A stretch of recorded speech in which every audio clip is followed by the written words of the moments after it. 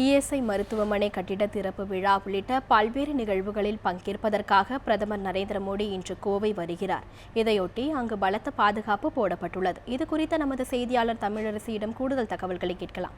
தமிழரசி, சொல்லுங்க, பிரதமர் வருகை குறித்தும் அவர் பங்கேற்க இருக்கும் நிகழ்ச்சிகள் குறித்தும் உங்களுடைய தகவல்களை சொல்லுங்க. பிரதமர் நரேந்திர மோடி இன்றைய தினம் கோவைக்கு வருகை இருக்கிறார். அவரது வருகையை ஒட்டி கோவையில் உச்சகட்ட பாதுகாப்பு ஏற்பாடுகள் செய்யப்பட்டிருக்கிறது. சரியாக 2:30 மணியளவில் கோவை விமான நிலையத்திற்கு வருகை தரும் அவர் அங்கிருந்து கார் மூலமாக அவினாஷி சாலையில் இருக்கக்கூடிய லீ மெரிடியன் ஹோட்டலில் தங்கி ஓய்வெடுக்கிறார். அதன் பின்பு 3:30 மணி அளவில் அங்கிருந்து கிளம்பி இஎஸ்ஐ மருத்துவமனை நிகழ்ச்சியில் பங்கேற்கிறார். 4:20 மணி வரை அங்கு இருக்கக்கூடிய அவர் பின்னர் 4:30 மணி அளவில் கொடிஷியா மைதானத்தில் நடைபெற இருக்கக்கூடிய பாஜக பொதுக்கூட்ட நிகழ்வில் பங்கேற்கிறார். அதையடுத்து 5:15 மணி அளவு வரை அதாவது இந்த பாஜக பொதுக்கூட்டத்தில் பங்கேற்று அவர் உரையாற்ற இருக்கிறார். அந்த நிகழ்வானது 5:15 வரை நடைபெற இருக்கிறது. அதையடுத்து 5:45 மணிக்கு அவர் மீண்டும் கார் மூலமாக விமான நிலையத்திற்கு சென்று தனி விமானம் மூலமாக கோவை புதுடெல்லிக்கு கிளம்ப இருக்கிறார். ஷர்மிளா. தமிழரசி, பிரதமர் நரேந்திர மோடியின் வருகையொட்டி செய்யப்பட்டிருக்க பாதுகாப்பு ஏற்பாடுகள் குறித்து சொல்லுங்க. பிரதமர் மோடியின் இந்த வருகையை ஒட்டி கோவை மாநகரம் உச்சகட்ட பாதுகாப்பு வலயத்திற்குள் கொண்டு வரப்பட்டிருக்கிறது. குறிப்பாக 6000 போலீசார் பாதுகாப்பு பணியில் ஈடுபடுத்தப்பட்டிருக்கின்றனர். அதாவது ஹைதராபாத் பல்கலைக்கழக மாணவர் ரோஹித் வெமுலா தற்கொலை விவகாரம் தொடர்பாக பிரதமர் நரேந்திர மோடி வருகையை கண்டித்து 22 அமைப்புகள் ஒன்றிணைந்து கருப்பு கொடி போராட்டம் நடத்துவதாக அறிவிப்பு விடுத்திருக்கின்றனர். இதையடுத்து சிறப்பு பாதுகாப்பு ஏற்பாடுகள் செய்யப்பட்டிருக்கிறது.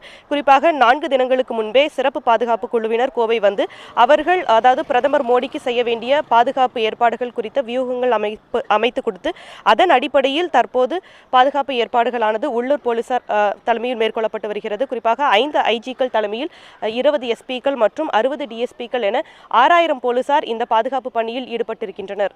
ஷர்மிளா. பிரதமர் பங்கேற்கும் இந்த கூட்டத்தில் கூட்டணி தலைவர்கள் யாராவது பங்கேற்க வாய்ப்பு இருக்கா தமிழரசி? பிரதமர் நரேந்திர மோடி பங்கேற்கக்கூடிய இந்த பொதுக்கூட்டம், அதாவது பாஜக சார்பில் ஏற்பாடு செய்யப்பட்டிருக்கக்கூடிய இந்த பொதுக்கூட்டம், அதாவது தமிழக சட்டமன்ற தேர்தலில் பாஜகவிற்கான முதல் பிரச்சாரத்தை இன்று துவங்குகின்றனர் என்றே முக்கிய தலைவர்கள் அறிவித்திருக்கின்றனர். அதாவது பிரதமரின் இந்த வருகை தமிழக பாஜக பொறுத்தவரை மிகப்பெரிய தாக்கத்தை ஏற்படுத்தும் என்றும் கருதுகின்றனர். இதில் முக்கிய கூட்டணி தலைவர்கள் பங்கேற்பார்களா என்பது குறித்து பாஜகவினுடைய மாநில பொறுப்பாளர் எஸ்ஆர் சேகர் அவரிடம் கேட்கலாம். வணக்கம்.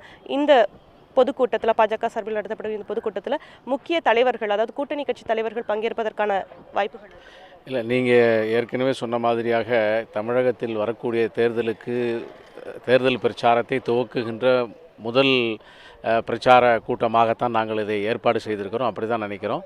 குறிப்பாக தமிழகம் முழுவதும் இருந்து வருகின்ற தொண்டர்கள் என்பது ஒருபுறம் இருந்தால் கூட அதிகமாக மேற்கு பகுதியிலே, குறிப்பாக ஈரோடு, கோவை, நீலகிரி, திருப்பூர், பொள்ளாச்சி இந்த பகுதிகளிலிருந்து 3 லட்சத்துக்கு குறைவில்லாத தொண்டர்களுடைய மிக பிரம்மாண்டமான கூட்டமாக இதை நாங்கள் ஏற்பாடு செய்திருக்கிறோம்.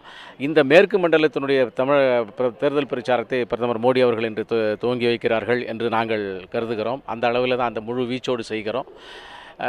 கூட்டணி கட்சிகளுடைய பொறுத்த மட்டும் எங்களுடைய கூட்டணியில் இருக்கக்கூடிய கட்சிகளுடைய இந்த பகுதியில் இருக்கக்கூடிய நிர்வாகிகளுக்கு நாங்கள் எங்களுடைய அழைப்புதலை தந்திருக்கிறோம். அது மட்டுமல்லாமல் இன்றைக்கு மிக முக்கியமான சில பெரிய விஐபிகள் இங்கு சேருவதற்கான வாய்ப்புகள் இருக்குது. அதை உங்களுக்கு நான் ஒரு சர்ப்ரைஸாகவே இப்போது சொல்லிக் கொடுக்கிறேன். அதை நீங்கள் நேரம் வருகின்ற போது பார்க்கலாம். குறிப்பாக நடிகர் கமலஹாசன் பிரதமரை சந்திக்க நேரம் கேட்டதாகவும் இறுதியாக ஏதோ பல்வேறு காரணங்களுக்காக ரத்து செய்யப்பட்டதாகவும் சில தகவல்கள் வெளியாகி இருக்கு. இது உண்மையா? சந்திக்கிறதுக்கான வாய்ப்புகள் இருக்கா? அதாவது பிரதமர் அவர்கள் 2:40க்கு இறங்கி வந்து லீ மெரிடியன் ஹோட்டலுக்கு வந்ததுக்கு பின்னாலே அவரை சந்திப்பதற்காக பல்வேறு குழுக்கள் நேரம் கேட்டிருக்கிறார்கள். அவர்களை பார்த்து முடித்தவுடன் தான் இஎஸ்ஐ போகிறார். அந்த இடைப்பட்ட காலத்திலே ஒரு 10-15 அமைப்புகளைச் சேர்ந்த விவிஐபிஸ் மீட் பண்ணுகிறார்கள், பல்வேறு கோரிக்கைகளை வலியுறுத்தி. அதில் கமலஹாசனும் சந்திப்பதாக இருக்கிறது. நீங்கள் தான் அது கேன்சலாக சொல்கிறீங்க. எங்களுக்கு அந்த மாதிரியான ஒரு தகவல் இல்லை. எங்களுக்கும் பாஜக தரப்பில் சில முக்கிய தலைவர்கள் சொன்ன தகவல் தான் சந்திக்கிறாரா அப்படிங்கிறது உங்ககிட்ட தான் உறுதிப்படுத்துகிறேன். சந்திக்கிறதுக்கான வாய்ப்புகள் இருக்குது. அது அதில் அரசியல் இருப்பதாக நான் நினைக்கவில்லை. வேறு ஏதாவது கோரிக்கைகள் இருக்கலாம், ஸ்வச் பாரத் க்ளீன் இந்தியாவாக இருக்கலாம், அல்லது வேறு ஏதாவது சினிமா துறை சம்பந்தமாக இருக்கலாம். அப்படி தான் நாங்கள் கருதுகிறோம். இந்த பொதுக்கூட்டத்தில் தேமுதிகவை வந்து மேடை ஏற்றுவதற்கான பல்வேறு ஏற்பாடுகள் பாஜக சார்பில் மேற்கொள்ளப்பட்டதாகவும் அப்படின்ற ஒரு தகவல்களும் வெளியாகி இருக்கு. அது எந்த கட்டத்தில் இருக்குது? நம்ம அதற்கு தான் நடவடிக்கை எடுத்திருக்கோம். அதாவது ஒரு கூட்டணியினுடைய பேச்சுவார்த்தைகள் துவங்கி அல்லது முழுமை பெறாத நிலைமையில் எந்த ஒரு கூட்டணி கட்சிக்காரர்களும் சாதாரணமாக இதே மாதிரி பொதுக்கூட்டத்தில் கலந்து கொள்வதற்கு பெரிதாக விருப்பப்பட மாட்டார்கள். அந்த வகையில் கூட்டணி பேச்சுவார்த்தைகள் இப்போது நாம் பல்வேறு கட்சிகளிடையே நடத்தி கொண்டிருக்கிறோம். பாரதிய ஜனதா கட்சியினுடைய மிக முக்கியமான விஷயம் வந்து தேசிய ஜனநாயக கூட்டணி தமிழகத்திலே மிக வலிமையான ஒரு கட்சியாக மாற்றுவது என்பதும், 2 திராவிட கட்சிகளுடைய கூட்டணியிலே இணைவது இல்லை என்பதும் தான். அந்த வகையில் எங்களுடைய தேசிய ஜனநாயக கூட்டணி வலுப்படுத்துகின்ற பேச்சுவார்த்தை வலுவாக இருக்கிறது. அது ஒருவேளை ஒரு குறிப்பிட்ட கட்டத்தை தாண்டி இருக்குமே ஆனால் நாங்கள் எங்களுடைய தலைவர்களை அழைத்திருப்போம்.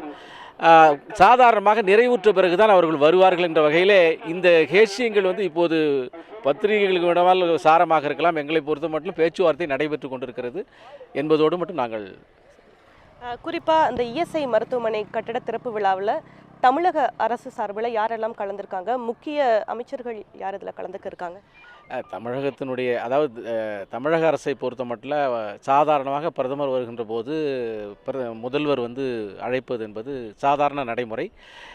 ஒருவேளை முதல்வருக்கு வேலை இருக்குமோ அல்லது வேறு ஏதாவது உடல்நிலை மற்ற விஷயங்கள் இருக்குமே ஆனால் அவங்க டெப்யூட் பண்ணக்கூடிய ஒரு சீனியர் மந்திரி வருவார்கள். அந்த வகையில் இங்கே தமிழக அரசின் சார்பாக ஹெல்த் மினிஸ்டர் மற்றும் சீனியர் அமைச்சர்கள் கலந்து கொள்வதாக இன்றைய தகவல்கள் சொல்லுகின்றன. எனவே அவர்கள் கலந்து கொள்வார்கள். அந்த வகையில் தமிழக அரசு இதை மோடியினுடைய அரசாங்கம் தமிழ்நாட்டுக்கு, குறிப்பாக கோவைக்கு, கோவை என்பது வந்து ஒரு இண்டஸ்ட்ரியல் ஹப்பு, கோவை என்பது ஒரு எஜுகேஷனல் ஹப்பு, கோவை என்பது ஒரு மெடிக்கல் ஹப், இந்த சென்ஸ் ஹெல்த் செக்டாரினுடைய ஹப், அந்த அளவில் மிகப்பெரிய ஹப்பாக இருக்கிற கோவைக்கு வலு சேர்க்கின்ற வகையில் பிரதமர் மோடி அவர்கள் இன்றைக்கு புதிதாக ஒரு மருத்துவக் கல்லூரியும் கொடுத்திருக்கிறார். அந்த வகையில் தமிழ்நாட்டு மக்கள் மிகுந்த அதிர்ஷ்டக்காரர்கள் என்று தான் நான் கருதுகிறேன். அதை இன்றைக்கு தமிழக அரசிடம் ஒப்படைக்கின்ற விழா. அதுக்கு தமிழக அமைச்சர்கள் பெரும்பாலானவர்கள் கலந்து கொள்கிறார்கள். அதாவது கோவை வந்து ஸ்மார்ட் சிட்டி பட்டியலில் இடம்பெற்றிருக்கு. இந்த சூழலில் பிரதமர் நரேந்திர மோடி இன்று வருகை தருகிறார். அவருடைய ஸ்பீச், அதாவது என்ன பேச போகிறாருன்றதுல மிகப்பெரிய எதிர்பார்ப்பும் மேலோங்கி இருக்கு கோவை பகுதி மக்கள். நீங்கள் என்ன நினைக்கிறீங்க? என்ன முக்கியமான அம்சங்கள் இதில் இடம்பெறும்னு நினைக்கிறீங்க? கூட்டணி பற்றி ஏதாவது அவர் இதில் பேசுவாரா?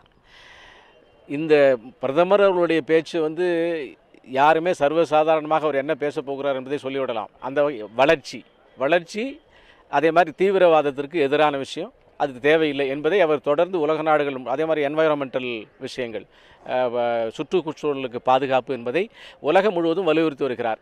அந்த வகையில் இந்தியாவில் போகின்ற இடங்களிலே அந்தந்த மாநிலங்களிலே எந்த வளர்ச்சி திட்டங்களை அவர் அறிவிக்கிறாரோ அந்த வளர்ச்சி திட்டங்களை அவர் சொல்லி முன்னிலைப்படுத்துகிறார். தமிழகத்தை பொறுத்த மட்டும் கோவை மிகுந்த பாக்கியமான நகர். அது ஏற்கனவே தன் சுய முயற்சியிலே வளர்ச்சி பெற்றிருந்தாலும் கூட இதற்கு முந்தைய அரசாங்கங்கள் அதை பெரிதாக கவனிக்காத இருந்த காரணத்தினாலே இன்றைக்கு பிஜேபியினுடைய மோடியினுடைய சர்க்கார் கோவைக்கு அந்த ஸ்மார்ட் சிட்டியினுடைய அந்தஸ்தை கொடுத்து அதற்கு மிகப்பெரிய அளவிலே பண ஒதுக்கீடு செய்திருக்கிறார்கள். இன்றைக்கு மோடி அவர்கள் கோவை சுற்றி இருக்கக்கூடிய பகுதிகளில் இருக்கக்கூடிய தேவைகள், குறிப்பாக தென்னை விவசாயிகளை பற்றிய பொள்ளாச்சி பகுதிகளிலும் அத்திக்கடவு அவிநாசி திட்டம் நீண்ட காலமாக கிடப்பில் இருப்பதை பற்றிய விஷயங்களையும், இன்றும் இங்கே இருக்கக்கூடிய மில்ஸ், பஞ்சாலை பற்றிய விஷயங்களையும் அவர் தன்னுடைய உரையில் உறுதியாக சொல்லுவார்கள். அது அந்த மக்களுக்கான நிவாரணங்கள், வறட்சி பற்றிய விஷயங்களும் அவருடைய உரையில் இருக்கும். கோவைக்கான வளர்ச்சி, அந்த ஸ்மார்ட் சிட்டி கொடுத்தது பற்றிய விஷயங்களையும் அவர் இன்றைக்கு தன்னுடைய உரையில் குறிப்பிடுவார்கள். நன்றி சார். அதாவது பிரதமர் மோடியின் இந்த வருகை மிகப்பெரிய எதிர்பார்ப்பை ஏற்படுத்தியிருக்கக்கூடிய சூழலில் நடிகர் கமலஹாசன் மோடியை சந்திப்பதற்கு நேரம் கேட்டிருக்கிறார் என்பது புதிய தகவலாக நமது பாஜகவின் மாநில பொருளாளர் எஸ்.ஆர். சேகர் தெரிவித்திருக்கிறார். ஷர்மிளா, உங்களுடைய தகவல்களுக்கு நன்றி தமிழரசி.